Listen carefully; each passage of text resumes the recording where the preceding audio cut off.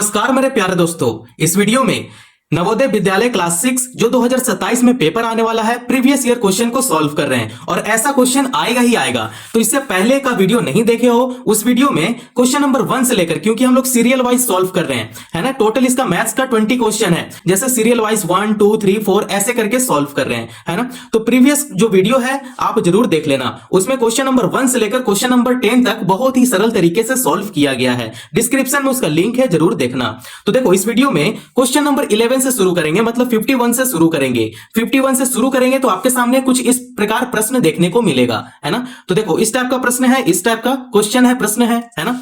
तो देखो, अब ये हो गया जो मैं सॉल्व करूंगा 53 54, है ना। देखो, इस टाइप का क्वेश्चन आपको देखने को मिलेगा।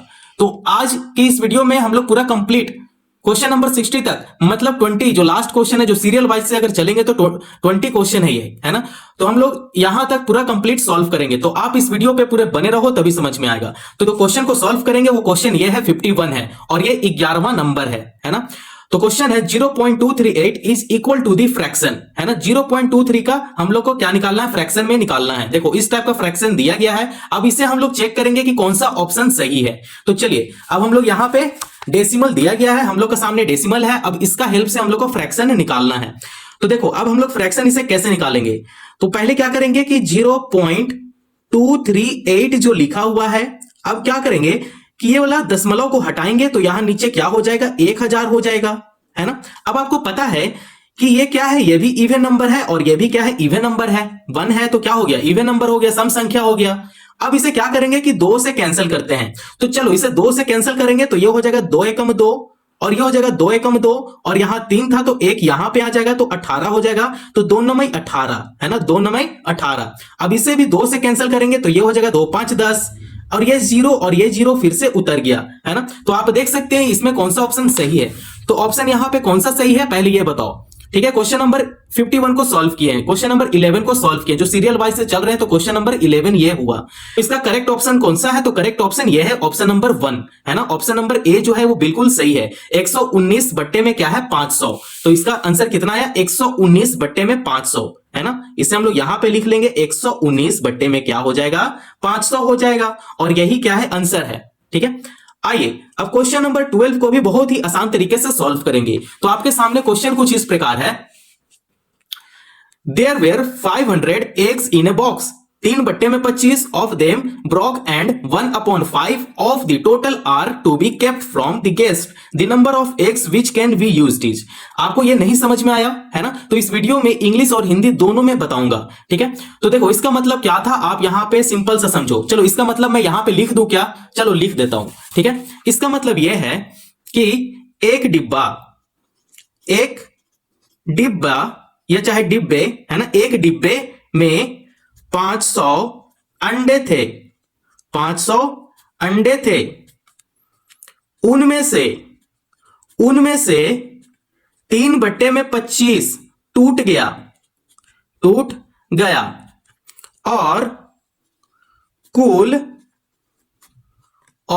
का 1/5 मेहमानों, ठीक है, गेस्ट बोला गया था ना, मेहमानों के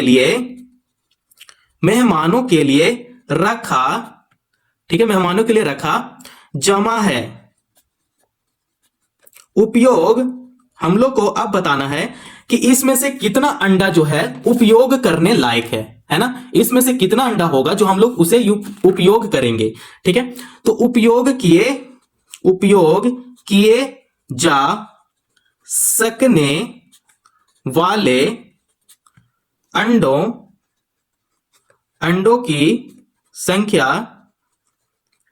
की संख्या है, ठीक है। अब हम लोग को, ठीक है, आई होप आप लोग को हिंदी ये समझ में आ गया होगा। तो एक बार आप फिर से रीड कर लो, अच्छे से समझ में आएगा। अब इसी को क्या करेंगे, हम लोग सॉल्व करेंगे, ठीक है।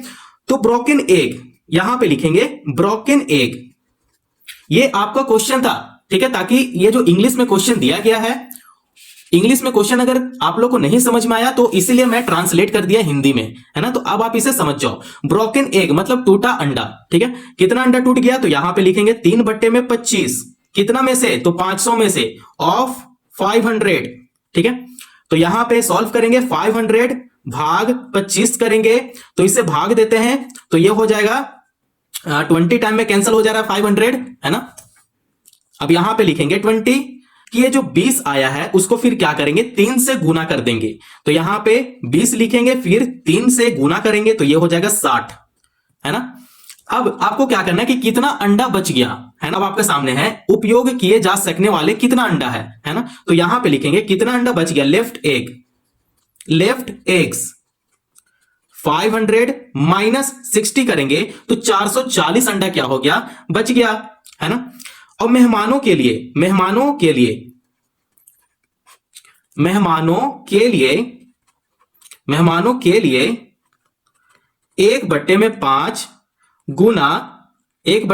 गुना 500, क्योंकि टोटल एक कितना था 500 था, है ना।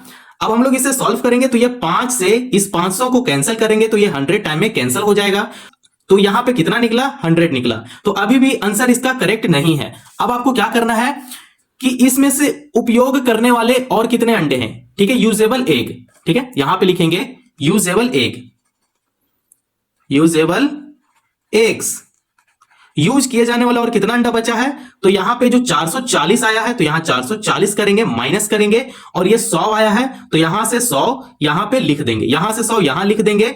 अब क्या करेंगे, ये दोनों को घटा देंगे तो घटाने के बाद 340 आएगा, ठीक है, कितना आया 340 आया। अब हम लोग ये बता सकते हैं कि उपयोग किए जा सकने वाले अंडों की संख्या कितना है, 340 है, ठीक है। मैं इसलिए बता रहा हूं क्योंकि देखो अगर प्रीवियस ईयर क्वेश्चन को आप सॉल्व कर रहे हो तो आपको कंटेंट अच्छे से दिमाग में होना चाहिए। क्वेश्चन क्या बोल रहा है अगर आपको नहीं समझ में आया तो क्वेश्चन को आप सॉल्व कर ही नहीं पाओगे, है ना। तो इसीलिए मैं यहां पे देखो क्वेश्चन में इंग्लिश दिया गया है लेकिन मैं फिर भी यहां पे हिंदी लिख दिया ताकि आपको अच्छे से समझ में आए, है ना। तो यहां पे फाइनल आंसर कितना आया, 340 आया। तो ऑप्शन सी जो है वो बिल्कुल सही है, ठीक है, ऑप्शन सी क्या है, बिल्कुल सही है। तो यहां पे ऑप्शन सी यहां पे लिख देते हैं, ठीक है, ऑप्शन सी सही है। आप एक बार फिर से देख लो, ठीक है। तो चलिए नेक्स्ट क्वेश्चन जो है वो क्वेश्चन आपके सामने कुछ इस प्रकार है। The length of the fifth side of A pentagon with perimeter 80 cm and the sum of lengths of whose four side is 63 cm is, है ना। तो चलिए क्वेश्चन नंबर 53 को मतलब 13 को सॉल्व करेंगे। प्यारे दोस्तों क्वेश्चन नंबर 13 मतलब 53 को सॉल्व करेंगे। क्वेश्चन रीड कर दिया गया था, है ना। तो क्वेश्चन आपके सामने कुछ इस प्रकार है। अगर ये नहीं समझ में आया, अगर इंग्लिश नहीं समझ में आया तो आप हिंदी एक बार देख लो, ठीक है, कहीं भी आपको दिक्कत नहीं होगा। एक पंचभुज की पांचवी भुजा की लंबाई जिसका परिमाप 80 सेंटीमीटर है और जिसकी चार भुजाओं की लंबाई का योग 63 सेंटीमीटर है ना। तो इसी को क्या करेंगे, हम लोग सॉल्व करेंगे। यहां पे पंचभुज है मतलब पेंटागन का हम लोग कैसे बनाते हैं चित्र, यहां पे देखो इस टाइप से हम लोग चित्र बनाते हैं, है ना। ये देखो 1 2 3 4 और 5 भुजा हो गया ना। देखो ये जो है ये क्या है, ठीक है, ये क्या है, ये पेरीमीटर है। ये क्या है, ये है पेरीमीटर, ठीक है। तो पेरीमीटर दिया गया है, परिमाप दिया गया है 80 सेंटीमीटर। तो यहां पे लिखते हैं परिमाप कितना है, तो 80 सेंटीमीटर है। और आपको क्या दिया गया है, चार भुजाओं की लंबाई का योग, है ना। चार भुजाओं की लंबाई का योग, चार भुजाओं की लंबाई का योग कितना दिया गया है, 63 सेंटीमीटर है। तो यहां पे 63 सेंटीमीटर ऐसे लिख लेंगे। अब आपको क्या करना है कि यहां पे मिसिंग साइड निकालना है ना। तो अब क्या करेंगे कि 80 सेंटीमीटर, तो सेंटीमीटर नहीं भी लिखो, लास्ट में सेंटीमीटर लगा देंगे। 80 में से अगर 63 को घटाते हैं तो क्या आ जाएगा, 80 में से 63 घटाओ कितना आएगा, तो 80 में से 63 घटाएंगे तो 17 आ जाएगा। और सेंटीमीटर में है तो यहां पे सेंटीमीटर में ऐसे कर देंगे। तो इसका आंसर कितना आया, 17 सेंटीमीटर आ गया, है ना। तो ऑप्शन देखो, ऑप्शन कौन सा सही है, तो ऑप्शन डी जो है वो बिल्कुल सही है, 17 सेंटीमीटर, है ना। तो क्वेश्चन नंबर 53 हम लोग इजिली सॉल्व कर लिए। आइए क्वेश्चन नंबर 54 को भी सॉल्व करते हैं। तो आपके सामने क्वेश्चन दिया गया है, अ train left Delhi for Jaipur 8:10 मतलब 10:45 सुबह एंड रीच्ड जयपुर 3:30 PM, है ना। 3:30 दोपहर का। The time of the journey is. अब हम लोग इसी का यहां पे इंग्लिश दिया गया है, लेकिन आपको इंग्लिश नहीं समझ में आया तो अब हम हिंदी में लिखेंगे और उसे ट्रांसलेट करेंगे और आपको अच्छे से बताएंगे। इंग्लिश से हिंदी में ट्रांसलेट कर लिए। प्रश्न क्या है, एक रेलगाड़ी दिल्ली से जयपुर के लिए सुबह 10:45 बजे चली और जयपुर दोपहर 3:30 बजे पहुंची। यात्रा का समय है ना। तो आपको यहां पे क्या करना है कि दोपहर का समय कैलकुलेट करना है। ट्रेन सुबह 10:45 बजे निकलती है। दोपहर तक बीता समय पता करने के लिए अब आपको यहां पे कुछ स्टेप बताना पड़ेगा। यह हो गया 12, ठीक है, 12 बज गया। दोपहर कितना बजे होता है, 12 बजे होता है। अब यहां पे 10:45 बजे निकलती है तो 10:45 ऐसे लिख देंगे और ये AM में है ना। अब इसमें से माइनस करते हैं तो कितना का डिफरेंस है ये दोनों में, 1 घंटा कितना का डिफरेंस है, तो 1 घंटा 15 मिनट का इसमें क्या है, डिफरेंस है। आपको डिफरेंस पता करना है। ये आफ्टरनून है, ये दोपहर का है, ठीक है, ये क्या है, दोपहर का, ठीक है, दोपहर का। अब उसमें से दोपहर में से जो 12 बजे क्या होता है, 12:01 तो दोपहर हो जाता है ना। तो दोपहर में से सुबह को पहले घटा देना है तो उसमें डिफरेंस कितना निकल गया, 1 घंटा 15 मिनट का। तो अब दूसरा का निकालते हैं, ठीक है, यहां पे लिखते हैं दूसरा। अब दूसरा का निकालेंगे तो यहां भी 12 बजे दोपहर, 12 बजे दोपहर। अब क्या यहां 3:30 दिया गया है ना, तो यहां पे 3:30 ऐसे PM में लिख लेंगे। अब इसे क्या करेंगे, अब इसे घटाएंगे तो घटाने के बाद कितना मिनट का डिफरेंस निकलता है, कितना आवर का डिफरेंस निकलता है। तो इसका जो डिफरेंस निकलता है वो है 3 घंटा 45 मिनट का क्या है, डिफरेंस है। ये क्या है, आफ्टरनून से आपको घटा देना है, ठीक है, इतना दिमाग में रखना जब भी ऐसा प्रश्न हो। अब आपको क्या करना है, ये दोनों को क्या करना है, जोड़ देना है। तो यहां पे जोड़ते हैं 1 घंटा 15 मिनट प्लस 3 घंटा 30 मिनट। आवर मतलब घंटा होता है। अब ये दोनों को जोड़ देंगे तो दोनों को जोड़ते हैं यहां पे तो 3 और 1 4, यहां पे 4 घंटा हो गया और 15 और 30 ये दोनों को जोड़ेंगे तो ये हो जाएगा 45 मिनट, ठीक है।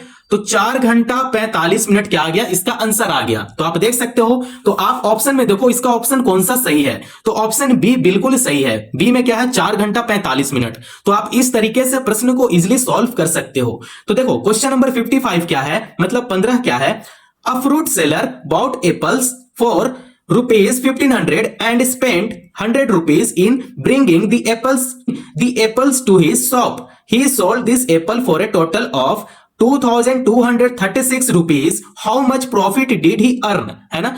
तो ये नहीं समझ में आया, चलिए अब इसी का हिंदी ट्रांसलेट करते हैं और आपको अच्छे से बताते हैं। प्यारे दोस्तों क्वेश्चन नंबर 15 है ना, 55 है। तो चलिए सीरियल वाइज है 15। अब इसे समझेंगे। एक फल विक्रेता ने 1500 रुपया में सेब खरीदे और उन्हें अपनी दुकान तक लाने में 100 रुपया खर्च किए। उसने इन सेबों को कुल 2236 रुपया में बेचा। उसे कितना लाभ हुआ, आपसे पूछ रहा है लाभ, है ना। दुकानदार को, फल विक्रेता को कितना लाभ हुआ, है ना। तो ऐसा प्रश्न समझने के लिए आपको 3 चीज को समझना पड़ेगा। पहला होता है इसमें प्रॉफिट। प्रॉफिट को हिंदी में क्या बोलते हैं, तो लाभ बोलते हैं, ठीक है। अब आता है कॉस्ट प्राइस। कॉस्ट प्राइस को हिंदी में क्या बोलते हैं, होता है लागत मूल्य। अब आपको एक चीज और समझना है, वो है सेलिंग प्राइस। सेलिंग प्राइस को हिंदी में क्या बोलते हैं, विक्रय मूल्य। आपको बस ये 3 चीज ही आपको समझना है, प्रॉफिट, कॉस्ट प्राइस और सेलिंग प्राइस, है ना। इसमें कुछ नहीं है। अगर आप पहले किसी चीज को खरीदते हो तो मतलब वो कॉस्ट प्राइस हो गया, और उसी चीज को बेच देते हो तो फिर सेलिंग प्राइस हो गया। इतना समझ में आया, है ना। तो देखो प्रश्न में है कि एक फल विक्रेता ने 1500 रुपया में सेब खरीदा और उन्हें अपनी दुकान तक लाने में 100 रुपया खर्च किया, है ना। तो अब कॉस्ट प्राइस, लागत मूल्य निकालेंगे। तो लागत मूल्य पहले यहां पे लिखेंगे, लागत मूल्य बराबर क्या होगा, यहां पे देखो 1500 प्लस 100 रुपया को ऐड करेंगे तभी तो पता चलेगा लागत मूल्य कितना है ना। तो इसे ऐड करो, कितना हो जाएगा, 1600 रुपया हो जाएगा। इतना बात समझ में आया, ठीक है। अब आपको सेलिंग प्राइस निकालना है, विक्रय मूल्य निकालना है। तो यहां पे विक्रय मूल्य लिखेंगे, विक्रय मूल्य।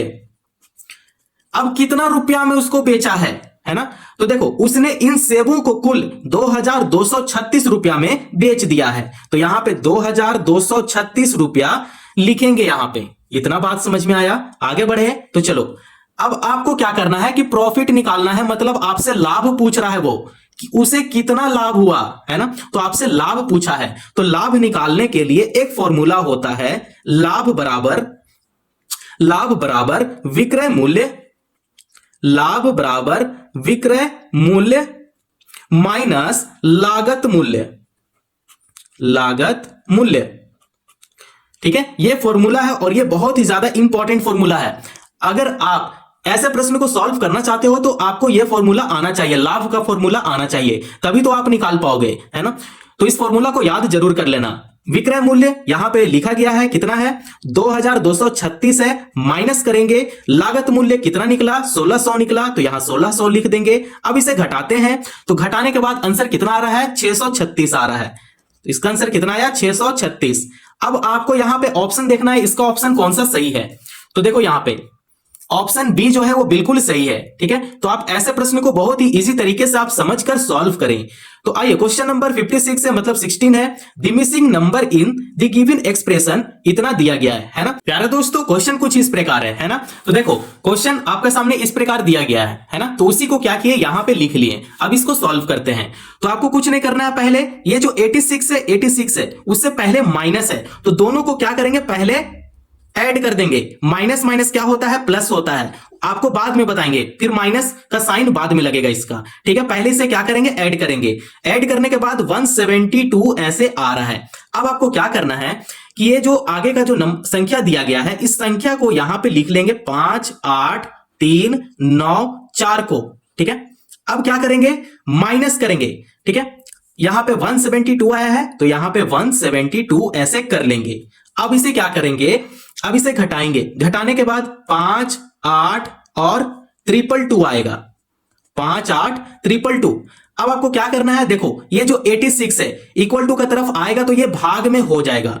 तो यहां पे 5 8 222 को ऐसे लिख लेंगे और बटा लगाएंगे। बटा का नीचे 86 ऐसे आ जाएगा। अब इसे डिवाइड करो, डिवाइड करने के बाद ये आ जाएगा 677, है ना। तो देखो ये ऑप्शन में होना चाहिए, तो ऑप्शन देखो कौन सा है सही, तो ऑप्शन 677 है। देखो ऑप्शन ए बिल्कुल सही है। तो आप इस तरीके से 56 वाले प्रश्न को सॉल्व करें, है ना, 16 प्रश्न को सॉल्व करें। तो आइए क्वेश्चन नंबर 57 क्या है। A shopkeeper bought a wall clock for 200 rupees and sold it at profit of 40 rupees. The selling price of the wall clock is, है ना। इसमें फिर से प्रॉफिट लॉस का प्रश्न है ना। तो चलिए फिर से क्या करेंगे, अगर आपको ये इंग्लिश नहीं समझ में आया इसको हिंदी में ट्रांसलेट करेंगे, आपको अच्छे से बताएंगे, फिर क्वेश्चन को सॉल्व करेंगे। तो हिंदी में प्रश्न है, एक दुकानदार ने एक दीवार घड़ी 200 रुपया में खरीदी और उसे 40 रुपया के लाभ पर बेच दिया। दीवार घड़ी का विक्रय मूल्य ज्ञात कीजिए। आपसे क्या पूछ रहा है विक्रय मूल्य, यहां पे लाभ और लागत मूल्य नहीं पूछ रहा है, विक्रय मूल्य पूछ रहा है। विक्रय मूल्य मतलब यहां पे selling price, SP selling price, है ना। तो चलिए अब ऐसा प्रश्न को हम लोग हल करेंगे। तो आपको यहां पे लिखना है पहले घड़ी, घड़ी का हम लोग क्या कर रहे हैं निकाल रहे हैं। ठीक है, अब हम लोग बिल्कुल स्टेप से समझेंगे। Cost price CP, cost price कितना है इसका 200 रुपया है। एक दीवार घड़ी 200 रुपया में खरीदी, जहां पे खरीदी शब्द का नाम आएगा मतलब वहां पे सीपी है, कॉस्ट प्राइस है, लागत मूल्य है ना। कितना में खरीदा गया है तो 200 रुपया में खरीदा गया है। इतना बात समझ में आया। अब आपको क्या निकालना है प्रॉफिट, क्योंकि यहां पे देखो लाभ दिया गया है कितना है 40 रुपया है, तो यहां पे प्रॉफिट ऐसे लिखेंगे। प्रॉफिट को क्या बोलते हैं लाभ बोलते हैं, और एसपी को क्या बोलते हैं लागत मूल्य बोलते हैं। ठीक है, तो प्रॉफिट कितना दिया गया है 40 रुपया है, तो यहां 40 रुपया ऐसे लिख लेंगे। अब आपको क्या करना है एसपी निकालना है, मतलब सेलिंग प्राइस निकालना है, विक्रय मूल्य निकालना है ना। तो विक्रय मूल्य निकालने का जो फॉर्मूला है क्या है, सीपी प्लस लाभ, सीपी प्लस लाभ। कॉस्ट प्राइस कितना है 200 है, तो यहां 200 लिखेंगे, प्लस करेंगे लाभ कितना का है 40 का है, तो यहां 40 कर देंगे। अब ये दोनों को जोड़ देंगे तो कितना होगा 240 हो जाएगा। ठीक है, सीपी एसपी कितना निकला, 240 निकला। अब ऑप्शन देखना है ऑप्शन कौन सा सही है। तो चलिए अब यहां पे देखते हैं, ठीक है 57 था ना। अब इसका देखते हैं कि यहां पे कौन सा ऑप्शन सही है। तो ऑप्शन सी बिल्कुल सही है। ऑप्शन सी में क्या है, 240 है ना। तो आप इस तरीके से क्वेश्चन को सॉल्व जरूर करें। तो आइए अब क्वेश्चन नंबर 58 को सॉल्व करेंगे। The sum of all interior angles of a rectangle is equal to, है ना। इंटीरियर एंगल मतलब अंदर का जो एंगल है उसका सम, सभी को जोड़ने के बाद क्या निकलेगा, रेक्टेंगल का, है ना। तो अब हम लोग इसी का क्या करेंगे, क्वेश्चन को सॉल्व करेंगे। तो चलिए क्वेश्चन को सॉल्व करते हैं। 58 मतलब 18 क्वेश्चन। प्यारे दोस्तों क्वेश्चन नंबर 18 आपके सामने कुछ इस प्रकार है, रेक्टेंगल का, है ना। तो इसका इंटीरियर एंगल, है ना, इंटीरियर एंगल का पहले क्या करेंगे, ऐसे ड्रॉ कर लेंगे। आपको पता है ना इंटीरियर एंगल क्या होता है, इसका कितना डिग्री का होता है। तो इंटीरियर एंगल इसका हमेशा 90 डिग्री का होता है ना। तो 90 डिग्री, यहां पे 90 डिग्री करेंगे, यहां पे 90 डिग्री करेंगे और यहां पे 90 डिग्री ऐसे कर देंगे, ठीक है। तो इसका एंगल, ईच एंगल कितना होता है, 90 डिग्री का होता है ना। तो हम लोग जानते हैं कि ईच एंगल कितना होता है, 90 डिग्री का होता है, ठीक है। गुना करेंगे। अब टोटल कितना एंगल है, 1 2 3 4, टोटल 4 एंगल है। अब इसे गुना करेंगे, मल्टीप्लाई करेंगे। तो 9 चौका 36, यहां पे 36 लिखेंगे और जीरो जो है यहां पे एडजस्ट हो जाएगा, 360, है ना। तो इसका आंसर देखते हैं ऑप्शन कौन सा सही है। तो ऑप्शन सही है ऑप्शन ए, 360 डिग्री। इतना बात समझ में आ गया। क्वेश्चन बहुत ही ज्यादा इजी था, ऐसा क्वेश्चन को आप छोड़कर नहीं आ सकते, है ना। सिंपल सा बात है। रेक्टेंगल का जब भी ऐसा पूछेगा तो आपको पहले एक ड्रॉ कर देना है रेक्टेंगल। उसका हर एक एंगल क्या होता है, 90 डिग्री का होता है। तो 90 डिग्री गुना कितना एंगल है, तो 4 एंगल है। तो यहां पे 4 से इसे मल्टीप्लाई करेंगे तो यहां पे 360 डिग्री यहां पे हो जाएगा। तो आप इस तरीके से 2 सेकंड में ही टिक मार सकते हो, ठीक है। तो इसका ऑप्शन ए बिल्कुल सही था। चलिए अब नेक्स्ट क्वेश्चन को सॉल्व करेंगे। तो क्वेश्चन आपके सामने कुछ इस प्रकार है। क्वेश्चन क्या है, in a survey of 115 families the number of children in each family was recorded and the data has been represented by the bar graph, है ना। बार ग्राफ पे डाटा रिप्रेजेंट किया गया है। From the bar graph the number of families having no child is, है ना। तो देख सकते हो बार ग्राफ आपके सामने इस प्रकार है। तो बार ग्राफ का बीच में क्या होता है, गैप होता है, ये सटा सटा नहीं रहता है। आपको बाद में सीखने मिलेगा हिस्टोग्राम क्या होता है और बार ग्राफ क्या होता है। मैक्सिमम स्टूडेंट क्या होता है कि ये दोनों में कंफ्यूज होता है कि ये हिस्टोग्राम है और ये बार ग्राफ है। ये है बार ग्राफ। बार ग्राफ में आपको थोड़ा सा गैप देखने को मिलेगा, लेकिन हिस्टोग्राम में क्या होता है कि ये दोनों बिल्डिंग जो होता है वो सटा हुआ रहता है ना। आप कंफ्यूज मत होना। तो चलिए क्वेश्चन नंबर 59 को सॉल्व करेंगे। अगर आपको इंग्लिश नहीं समझ में आया तो हिंदी को, अगर आपको इंग्लिश नहीं समझ में आया तो हिंदी में ट्रांसलेट करेंगे और इसे सॉल्व करेंगे। तो आपके सामने प्रश्न इस प्रकार है, 115 परिवारों के एक सर्वे में हर परिवार में बच्चों की संख्या रिकॉर्ड की गई और डेटा को बार ग्राफ में दिखाया गया है। बार ग्राफ के बिना बच्चे वाले परिवारों की संख्या है ना। तो देखो अब इसमें क्या करना है कि पहले 1 चाइल्ड का यहां पे निकालेंगे। 1 चाइल्ड मतलब एक बच्चा का, ठीक है। तो यहां पे दिया गया है एक बच्चा का, यहां पे 20 है तो यहां पे 20 ऐसे लिख लेंगे, ठीक है।